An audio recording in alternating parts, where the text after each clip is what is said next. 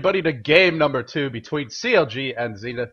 Zenith go for a very unusual global lineup featuring a Spectre, Keeper of the Light, as well as a Tinker and a Prophet. In the end, it just didn't work for them. They give away Lycan to pajkatt. They also give away a free farm to pajkatt, and, well, that's got to be the question on everybody's mind right now. Will Lycan get banned? Indeed he will. You're watching Beyond the Summits World Tour. This is our second to last best out of 3 for group play.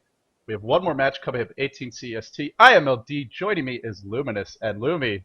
Zenith bans the Lycan, so I guess our question is now answered. Sometimes you just have to ban the Lycan, whether you like it or not. Yeah, that was great. Oh man, I love my corny humor. And we're gonna see something. Meanwhile, I want to point out that iceiceice no longer picking this game. Whatever dream that he tried to draft last game did not happen. Were you? And, now the other captain XY is in position. Were you actually? Did you have a chance to read the lobby in between the games? No, I didn't. Okay, so iceiceice said in the lobby that I have failed my team. I've brought dishonor to Zenith, and so now XY I was chosen to handle the drafting. So have a sense of humor about it. Either way, a pretty quick draft, I gotta say. Zenith going for the Leshrac as well as the Chen, and CLG Prophet, Enchantress, Venomancer. Do I smell an offensive tri-lane? I think I might just.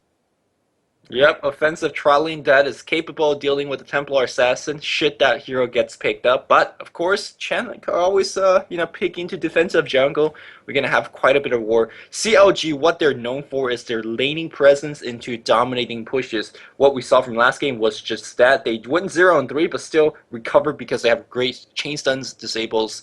And we're seeing just that here. Again, Venomancer, one of those heroes that seems quite weak in a team fight because it doesn't give you actually any stun, but it's so powerful in a kind of chasing scenario or a laning scenario because like Venomous Scale is just, the range is deceptively long, and what it does for you is absolutely insane. Right, 15 seconds slow from level 1 to 50% to start, decreasing over time. Really great early game ganking spell, also very powerful even in the mid game until opponents get BKBs, or of course if you're Lycan, you don't care about it. But there is no Lycan in this game, and Zenith not done just yet. They haven't had enough of their creative tactics. Lumi, they pick a Spirit Breaker. This is the second official professional Dota 2 game ever where Spirit Breaker has been picked. And by the way, this hero has a 100% win rate. He is 1-0 in the one other game he played. I believe it was Navi who picked him. Just also want to say that Spirit Breaker has the best passive in the game. Yes, I want to get that out there. Best passive in the game. You heard it. It's pretty good. Now, that being said, he has a lot of weaknesses as a hero. It's why we don't see him picked. But if anyone can make him work, it will be Zenith. So I am super excited to see how this hero pans out. And, we'll have to see how they want to play him. Will he be getting some farm early on? Will he be a very aggressive ganker? Maybe roaming around with the Leshrac? Your guess is as good as mine. I mean, there's no playbook for this hero. We just don't see him played enough to have any idea how he's going to be used. I will say CLG's lineup, I feel like it could work. There's no stuns. They have a couple of slows, but Spirit Breaker doesn't care as much about that. Yeah, that's a good point. And he hits hard. These are squishy heroes, so we'll see. I wouldn't say he doesn't care about slow because his passive is based on his movement speed, so actually it does have some significant impact. He's a melee hero. That's true. So that is an issue there as well. Now, for viewers at home that don't play Spirit Breaker or don't see a lot of Spirit Breaker play, the reason being so he has a couple big weaknesses. He requires quite a bit of farm to get tanky items. He has to be next to the enemy hero, like your standard wolves of a melee hero. But also his Charge of Darkness is not that reliable, at least not against pro players, because when you charge someone else, there's an icon that appears on the hero once you're within 3,000 range, and that more often than not is enough time for CLG players to TP out or concoct a great counter gank. Also, Charge of Darkness, you can't control your hero when you're charging, so you're charging past towers, wards. It is just so difficult to actually get a good gank off. So look towards the Spirit Breaker to not actually do a lot of ganking, but just dominate whatever lane he's in with the help of his teammates. Yeah, we'll have to see. You're right. And the one thing that should be mentioned for anyone who doesn't know, you can be stunned out of Charge of Darkness, and it doesn't just temporarily interrupt it. It actually cancels the charge. Any stun will do it, as well as a lot of disables, things like a Dark Troll Warlord Netwood as well. So Enchantress will have some answers for him if she gets the right creeps. Still, I see potential in this pick, Lumi. I don't want to hate on it too much. It's 3 squishy heroes, not very mobile aside from Prophet's TP, and no stuns to work with, so nothing to interrupt the charge just yet. We'll have to see what they pick into from here. But this is going to force CLG's hands a little bit. If they wanted to go for a hard carry, well, they will. They go for the Morphling. You have Adaptive Strike. That can cancel charge. But that's it. And this is a very difficult to kill hero. The supporting cast is not, and I'm still very curious how Zenith are going to play this Spirit Breaker. You mentioned looking towards dominating the lane. Will they play him as sort of their #1 farmer? Or are they going to just have him as a ganker? He's not a very good farmer. It takes a while to kill creeps. He doesn't have any AoE to speak of. Maybe this is a Battle Fury game. I mean, I'm kidding, of course, but you never know. We'll have to see what Zenith want to do with him. Nor is he a good ganker. I talked about his the charge is not that good. I think this is a game you go Vanguard drums and you just go bulldoze the enemy team. Yeah, there's not enough stuns. I don't think Adaptive Strike could be counted as a real stun in this case. He's not going to pick it up to level 10 at best. Right. Because you want to max waveform and morph early on. And to be honest, Spirit Breaker is not going to be ganking where the morph is. Yes, and there we go. There you go. We need that hex big time. Big time. Shadow Champion. Now, with that said, once BKB is picked up here on the Spirit Breaker, Shadow Shaman's going to get focus 100% of the time. So yeah. Whoever's playing Shadow Shaman, you have 10, 15 minutes to do whatever you need to do. It's going to go downhill from there. Let's talk a little bit about how the Morphling is going to fit into this game. Now, when we've seen Morphling played in the past, yesterday we saw CLG up against a very squishy offensive tri-lane. pajkatt got a double kill with a single waveform. Zenith, early on, they have a couple squishies, the Vengeful Spirit, the Chen, the Shrek. Once Chen hits 6, once they get a mech up, once they get a couple of levels, Morphling is not going to have too many easy targets to burst down. It really depends on how the farm is distributed, how the early game goes, but I do see potential for Zenith to get to a point where Morphling doesn't have those easy auto kills, especially if he goes for shotgun. I mean, shotgun, even if it doesn't get too many kills here, it would be still effective against Spirit Breaker. You shotgun him and he just kind of sits there and kind of do nothing. iceiceice is deceptively going towards the mid lane. What does this mean? Solo mid Spirit Breaker? We'll have to see. There's not really a good matchup for him. No way. Gotta be a dual lane. Alright, let's introduce the players formally. iceiceice on the Spirit Breaker. XY playing that support Vengeful Spirit. xfreedom. Early rid of Basilius and Smoke picked up. No clarities, no regen. He wants to push early and often. Loda, Headdress. Are they going for a level 1 Roshan? Or a 5-man all-mid push? This is something weird, Lumi. I'll let you try and figure it out. HY playing that with Shrek. And Loda, of course, on the Beastmaster. Huh. Interesting items. What is this, level 1 Ancient Camp? I have no idea what the hell they're doing. Why do you go Headdress a level 1 on the Beastmaster? Okay. I have no idea. Right, there's two reasons, right? They want to push or they want to go for Roshan. That would be my two guesses. For that, you get a little bit of healing, a little bit of armor. Smoke is, I think it just wore off. No, they see Lacoste. I think Lacoste saw them as well, so that's not going to happen. Yeah. Well, Zenith back to their old tricks. They refuse to play a standard game, at least today. It is going to be iceiceice mid. Oh, we should introduce CLG while we have a moment. Is this an all mid? That's what I was wondering. That was my other thought. Maybe it's a 5-man mid strat. If you want to do that. They're doing 5-man mid. Oh, you trolls, Zenith. Are you serious? Come on, man. Oh, my goodness.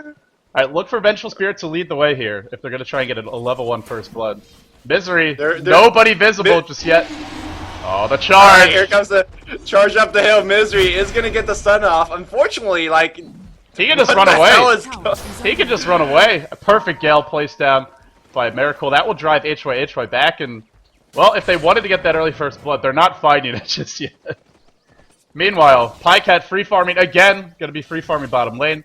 Up top, it's going to be Lacoste getting a... He bothered to pull, although he didn't really need to. Oh, hyhy goes for the splitter. Misses pretty wildly. xfreedom on the chase as well. Mirakel taking some damage. Great 2-hero Gale, and that will put an end to this gang.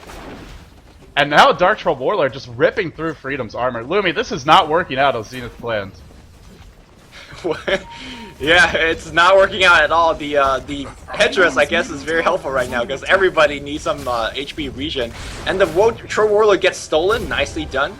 Getting rid of Centaur, who is already missed a stomp. At this point, he gets stolen back, though, so that's a little bit unfortunate. See, here's the thing. Here comes the charge against Miracle, but again, where's the follow-up? Splitter is going to be cast. It's going to be missed. Oh, he's dead. hyhy. First blood, easily cleaned up by Misery.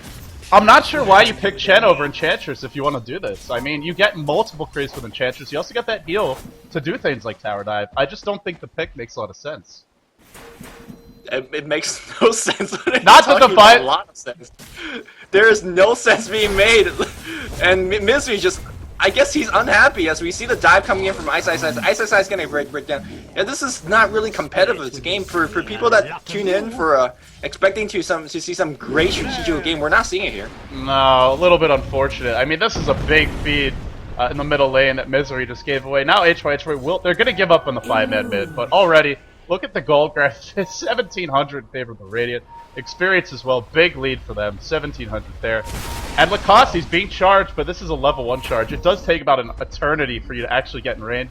And what is he really going to do? Even Trant's scouting him out. Should be running right about now. lacoste has the TP. hyhy so low, he might just die here to the Trants. Oh my goodness, Split Earth to follow it up. Where's the follow-up damage? In comes Vengeful Spirit, looking for the kill. Magic Missile cancels the TP. TP will not be channeled again. He's just gonna go for hyhy. One more right click from the Trant will do the trick. Salving up, hyhy will live. Coming back around. And for the moment, they get the counter kill. But you have to keep in mind, nobody's even stepped foot in pajkatt's lane, and he has 20 CS right now in 3 minutes. I just want to say that pajkatt is making carries all over the world jealous with his last 3 games because within the last 3 games, 2 of them had no one in his lane, right? That's what you want as a carry. And of course, the other game, when there's people in his lane, he lasted 5 towers. So pajkatt is pretty happy, I want to say. Well, they're going to go for a tower trade now. 4 or 5 heroes grouped up top. Going to pressure this tier 1, but look what's happening bottom. Prophet, Enchantress, and Morphling. They might not kill the tower as quickly, in fact they won't, but if they trade 1 for 1 in the end, it's not going to be too bad. Also keep in mind the experience going heavily the way of CLG. Misery's already level 4. Once he gets those wards, I just don't know what Zenith are going to be able to do against them. They're just going to melt. Not to mention the leveled up waveform, which is already level 3. No, he's opted... Lumi, he's opted for 3 points in the morph here, just to be able to switch quickly between strength and agility. Interesting choice. I mean, I guess he's using it to last a little bit better. He's at 0, literally, 3 agility or 3 strength right now. He's just going all for damage. And why the hell not? Big dive, a miracle! Big dive, the axes miss! Oh no, and they're not going to get the kill. Well, Shrek, actually, hyhy does get it, but probably at the cost of his own life. Sprouted up, tower aggro stolen. He will drop low. He will not die. And pajkatt is not backing up. They're going high ground, but they don't have the items or the levels to do it. They're gonna try anyway. Edict onto the tower. hyhy! No! The tower focuses him again! Oh, that's so unfortunate. He will take a spill. And now Misery, level 5, coming in for the big backstab. Gale hits on 3. This is gonna be absolute disaster for Zenith. They're out of creeps. The tower dropping low. XY is gonna die first. Loda to follow. Instantly 2 kills, and iceiceice will be the next go. He just wants the tower, but all he's gonna do is donate some more gold into the coffers. And it's a team wipe. It's a team wipe. Leshrac just respawned, but he was actually dead there. Team wipe at 4.5 minutes in. Zenith almost already out of this game completely. Meanwhile, Morphling on the bot lane takes down yet another tower. He's just chilling. Again, sitting around 397 HP. Perhaps should be a little bit afraid of the Charge of Darkness, because it is going to be a thing, and now that he doesn't even have mana for waveform. He's just going at it. pajkatt right now has like no HP, no mana, but no problem. I want to say he's fine with charge up top. They want lacoste. They might even get him. Oh, Split Earth is gonna hit. Charge the follow. Level 3 though. Oh, that edict not doing as much damage as it could. lacoste will go down, but Miracle's gonna get the counter kill here. Ward's being dropped. Oh, the deny! Great deny by iceiceice. Now they go into Miracle. Bash not gonna happen just yet. iceiceice does have a single point in it, but it's just not connecting. And the slows, the early boots, tower treads up on akke. Zenith just can't keep up with these guys. Mechanism almost complete on Loda. That could be a game changer, but it's not up yet. iceiceice just stops. Just stands there and awaits his inevitable demise. Prophet ult bounces through. Loda dropping low. Magic missile into akke. Stunned him. Oh, akke is gonna live. And the heal. Nope, not gonna be in time. The axes cleave through him. But pajkatt has breached the high ground bottom lane. And who needs the TP? Who needs to have a waveform when nobody's gonna gank you? Still, I want to say he's sitting at 450 HP, just doing the one strength Morphling challenge. He's also yeah, just play it 1 strength all game, right? Yeah, no, you get Morph at level 1, and you just auto cast it on agility. For the rest of the game. The whole game. That's pretty snarky stuff. Misery hasted up, looking for XY. Nice little juke, but it's not gonna be sufficient. By the way, Misery did hit 6, dropped his wards, got the mid tier 1. And CLG just solo farming lanes while Zenith iceiceice diving nothing behind the tower. Now he's going to TP out and go reset, reload, and do it again. It takes him so long to get there, the charge cools down by the time he gets there. I guess that's one of the benefits of being so under level. I don't even know how to cast this game anymore. It's just what's going on. on. This one's not in the caster's handbook, right? There's no how to deal with Zenith deliberately feeding at the enemy tier 1 at 10 minutes. Well, we'll try and make it as fun for you guys as we can. What is pajkatt going to build? I was actually thinking maybe just rush a Dagon this game. I feel it's a fantastic pickup. Sorry, Dagon. But no, he's not opting to. He goes for the very standard, somewhat boring build, I want to say, of a Wraith Band, Boots, Magic Wand, Bottle. But yeah, an early Dagon can be pretty devastating. Gotta pick up that green of Aquila, man. Lacoste is gonna make it out alive? Yeah, he will. He's gonna be fine. Xfreedom, not level, I was gonna say, is he level 6? Yeah, he's level 3.5, alright. iceiceice, level 4.5, a little bit better, okay. How's XY doing? XY's 4.5 as well, all over the place with the skill build. If I didn't know, this is a 820 Vengeful Spirit build. Look at this old school. Magic Missile level 1 and scare everything else. HY level 6, he's the highest for his team. Yeah, the highest on his team is even nowhere near. Look at Enchantress 5, Endomancer 5, Morphling 7, 7 Misery, 7 Lacoste. Yeah, this game is, they're gonna keep trying to push though, because they have no other option. Well, Miracle's actually not there, could be setting up a defense, but I'm pretty sure these Mass Serpent Wards and a Prophet Ult are gonna put an end to any pushing efforts. Look at the Treants, nice little formation here coming out from Lacoste. I hear a charge. They're actually heading mid. They want Miracle. Has a TP, electing not to use it. Miracle's probably going to die unless he TP's out soon. Beastmaster Roar comes through. Maybe he'll TP now. It will TP right now, actually. Could be too late. Go. No. No! Big test of faith. That was max damage. And now the charge will bounce towards pajkatt. Waveforms away. Split Earth going to miss. They're still continuing to give chase, but they don't have that Nether Strike, and I really feel they need it. TP in by Prophet? Nope, not going to come. pajkatt out of mana, has a DD. This is going to be a massive turnaround if he wants to do it. Prophet Ultimate is available in about a minute and a half, so not available. And Zenith back off. Just runs by. Long chase, just sort of waves. 1 kill. Just sort of waves and says, see you guys. Yep. Oh my god. Defense comes on the mid lane. I hear a charge again.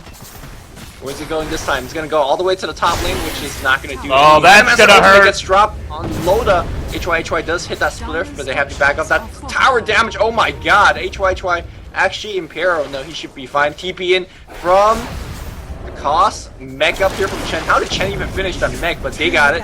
That's Beastmaster. Delay the kill a little bit. Xfreedom on the run now. And look at Loda. He's blocking his teammate. What the hell are they doing? Oh man, big trolls in the waveform, man. Couple more right clicks should do it. No, actually not. He's not abiding by the 1 agility challenge, in fact. Has some strength. Well, we're seeing the downside side of that right now. He can't actually get the kill. Will be forced back. And the mechanism, by the way, was by Loda, who rushed it naked. Just a pair of boots. It was a nice idea if they wanted to 5-man push to rush the mech. I kind of like it, but the execution, the sloppy feeding, perhaps intentional feeding for the Spear Breaker. Not what the doctor ordered if you want to go 5 mid. No, this is definitely intentional feed. It's not a serious game. For anyone that's wondering, it's not. Although, I mean, if you actually look at the standings, it doesn't matter too much, as both these teams will actually advance to the next round. It just means that Zenith have to play another round, which I don't think it matters too much for Zenith. Right, and in fact, you made the argument that it might even be better to not be that first seed, because then you get to play an extra game, which, hey, if you're viewing this as a practice tournament, to prepare for the international... Is Zenith practicing right now? No, but maybe they will be in the playoffs. That's all I'm saying. Charge in. iceiceice gets hexed up. He will go down with the nuke. No nuke for Misery. Waveform in on 2. pajkatt doing the big right click. Prophet ult bounces through. XY on the back foot. XY runs back in just to feed a little bit more. Magic Wand is used. He's trying to run. One more nuke will do the trick. Blink Dagger cooling down. And that should be it for this fight. That should be it for this Misery. Blink in. Dude, there you go. Gets the kill. And if they wanted to 5-man push, that 1 minute window has certainly closed by now. That 1 minute window. It was a 30-second window at best. They needed to get that first blood against Misery as well as the tier 1 tower before anybody responded, but that clearly did not happen in this game. So. Let's try to make this a little more educational. This is why even when you see teams go for like a 4-man push early on, we've seen Orange and MUFC, even Dare has done it. If you just stay 4-man, you almost always lose. Oh, iceiceice charges, he's trapped up on the cliff. Oh, and the wards! Oh, the horrible little prison created for him, and he will go down. But back to my educational point. This is why when you see teams go for that big 4-man push, they don't actually commit to it beyond 1 or 2 towers. They back off, they catch up with levels. Because if you just try and push, the enemy team will, they might not outfarm you at first, but they're going to keep pace with the free farm in the other lanes. And then they get ahead, way ahead in terms of levels. And you've said it before, Lumi, levels are really a lot more important than gold early on in most games. I'm gonna let you keep doing educational stuff, and I want to see Spearbreaker charge up that hill again because I just want to watch. All right, we'll just watch that. No more education. And CLG looking to end this game in about 12 minutes. Not going to beat the M5 minute 5 challenge, but still pretty quick win if they can pull it off. Loda charges in, Loda backs off. Just some cute. You know what's the worst part about this game is that Spearbreaker just lost 50% win rate. Oh man, tell me about it. And I mean, I feel he's got a lot of weaknesses, but he's not this bad, guys. He's not as bad as iceiceice is making him look here today. Navi did win a game with him, okay? So give him a little credit. By the way, if you're curious, guys, you can find out the information about hero win rates if you go to dota-academy.com, and that is based solely on competitive games, so you can find the Spearbreaker stats there. This is also a good time to mention that if you missed any of the other more serious games, iceiceice no cancels his charge and gets trapped up on a cliff again. Oh my god. That dragon is so ponying the hell out of him, though. Master Troll, iceiceice officially claims that title after today. And I think Misery and his team about to put the enemy team out of their misery because this is I see what you did there. This game is pretty over. Pretty over. Yep. 12,000 gold, 11,000 experience. Oh man. It is about as over can get. Zenith gonna go for the base trade top, but that ain't happening when CLG is about to kill your racks. Beastmaster's got a mech. That's pretty cool. We've seen this yeah, from time to time. I may or may not have mentioned that about 8 minutes ago. To be fair, it's a little bit hard to... Akke denies a tower with a furbolg. I think that's just a slap on the face. Well, they're gonna get the base trade here if CLG doesn't back, which for the moment they have not. Up there we come, Gale and XY, he will take a fall. And pajkatt, or sorry, Lacoste taking some damage here. Not gonna be enough though. Loda gets trapped, Loda gets burst down, Rax successfully defended. And pajkatt, it's time to go for that 14-minute throne. Has his ethereal blade on the way, delivered deep behind enemy lines. This is a pretty ninja little courier here, and it is gonna be microed away successfully. iceiceice. Is CLG doing the Protect the King challenge? Because if he didn't pick up the tread, this is exactly what would be it. He has not actually left the lane. For anyone who doesn't know, we're talking about the Dota show. Every week we have a weekly challenge. That'll be on Thursday, so tomorrow for this week. This week's challenge is Protect the King. You can find out all the details about that. Go to dotacommentaries.com. There should be a link on the right sidebar. But basically, Lumi, what's a quick overview of the challenge? If you're the king, you can't leave your lane, you can't buy any movement speed items, and you can't die. That's pretty much it, right? He's doing a pretty good job. Aside from the treads, this is as legit of a Protect the King as he gets. He have not left the lane, and he's ponying people. Oh my god. Just the ethereal blade. Forget about the adaptive or the waveform. That's enough. And XY swapped himself up on the hill, then iceiceice charges back in. So now they've got 2 trapped. How many more can get up here before this game is over? That's the real question. Well, in theory, all 5, right? Because Ventral Spirit could keep swapping. Yeah. And she'll get up there last. So. The other question is how long until CLG find them and just brutally massacre them? I don't think CLG actually cares. They're trying to just win this game and get the hell there. What's it going to be our next matchup? Dare versus Tong Fu. That is scheduled to kick off at 18 CST. Because this series has been so quick and so one-sided, we will have about an hour, 15-minute break. It's possible, I'm not going to make any promises, that we could maybe start it earlier. I'm sure the admins will try to do so. But if it's not rescheduled to an earlier time, it will be at 18 CST, which is, as of now, an hour and 15 minutes to go. So, that should be a more serious match, because whoever loses that match is officially knocked out of the tournament, whereas these 2 teams just fighting for seeding in the tournament right now. Yep. Seeding an extra round of trolling for Zenith's side. Lumi, I feel it is a good time to mention, although this game might seem like a joke and not very, interesting as far as competitive Dota goes, guys. Kind of funny, but not a serious match. All the rest of the games have been fantastic one way or another, with maybe 1 or 2 exceptions. You can watch them all. Go to dotacommentaries.com, click on World Tour. All the VOD links should be there, or just take the direct path. Go to my YouTube, youtube.com/LDdota. The bulk of the VODs are there, and a few selected VODs. Lumi is a stickler for quality. Those are at youtube.com/luminousinverse. That's where you can find all the VODs. I'll tell you that this game is not going there. Yeah, it won't be uploaded on Lumi's. I will probably upload it for the comedy value and just for completion's sake. But definitely not meeting those high standards that Lumi has set for his channel.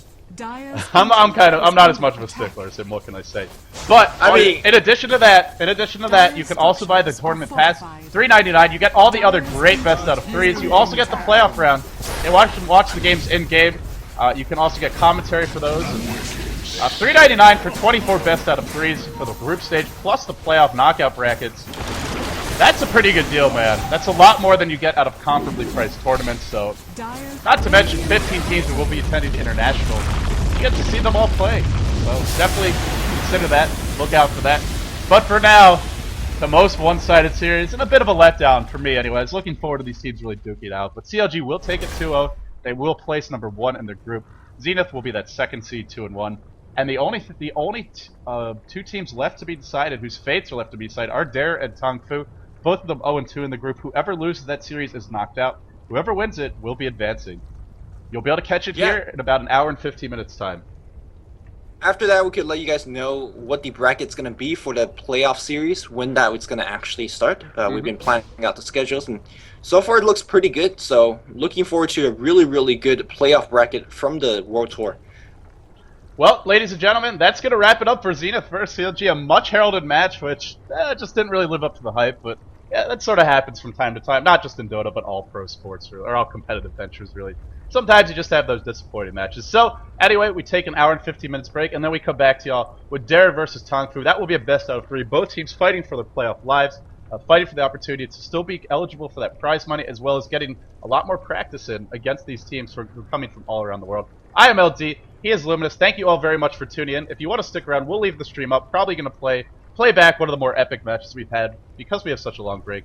And then we'll be coming back to you with Dare vs. Tongfu. Thank you all for tuning in. We'll see you on the other side.